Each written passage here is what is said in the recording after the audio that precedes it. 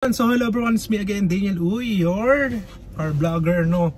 So please take note na yes, makikita nyo rito na Toyota Cubao.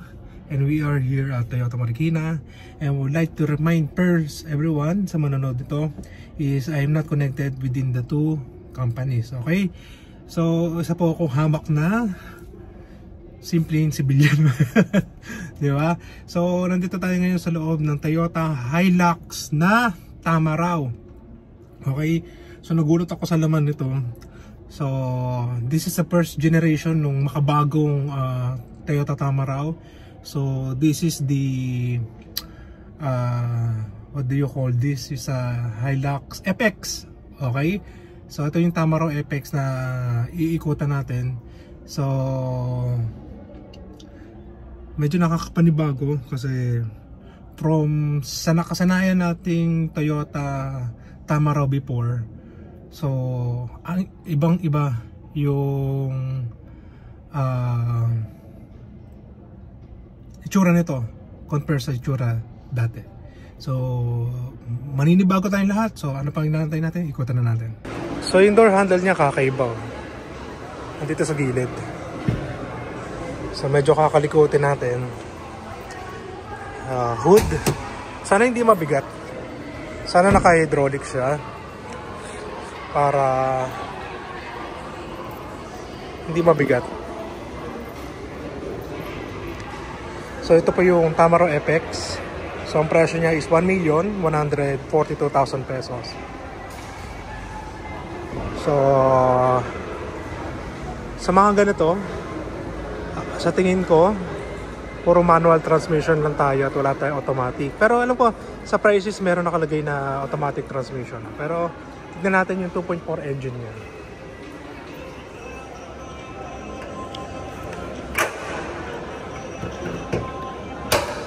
Yan.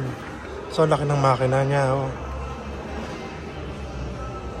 So kung may magtatanong dito, yes, open yung ilalim niya. Silip dito sa ilalim. Yan. So, ano ko muna ha. Baba ko lang.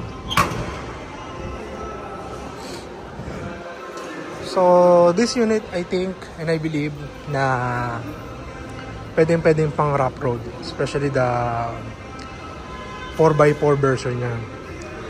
So, yung gulong niya is a rim type. And kung anong size niya, check natin. R14. Okay. May side repeater lamp siya, nasa gilid. Kaya nga side. Antena niya telescopic. Well, yan po yung ano. So,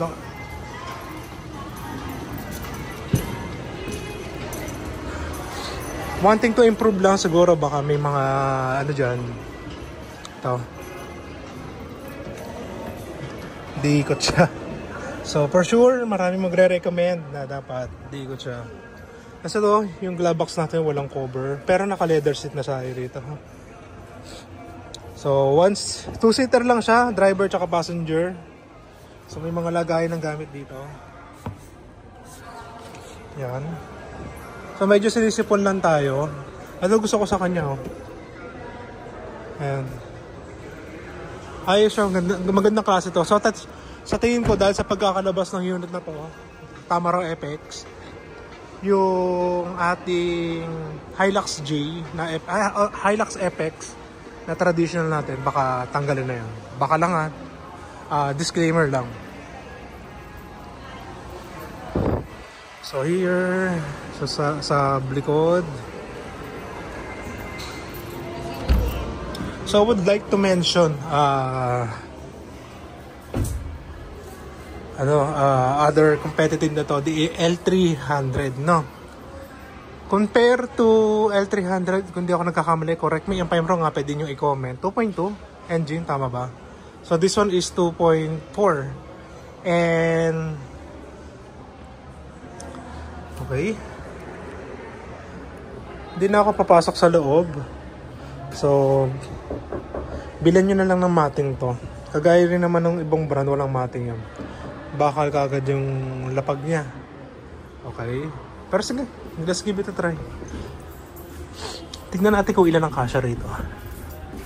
So 1, 2, 3. So sa isang panel na yan, sa isang set ng yung upuan na yan, tatlong size ko yung kasya. So 3, 6, 12 seater. Ba? 12. Bali 14 to 16 seater to, ha? Depende sa size. Okay? So yung aircon niya meron vent dito. Meron din vent sa gitna. Okay? So yun yung blower to, ha? Blower natin. And of course, one thing for is abang tawag dito, sorry, meron siyang butas dito, yung iba kasi sarado.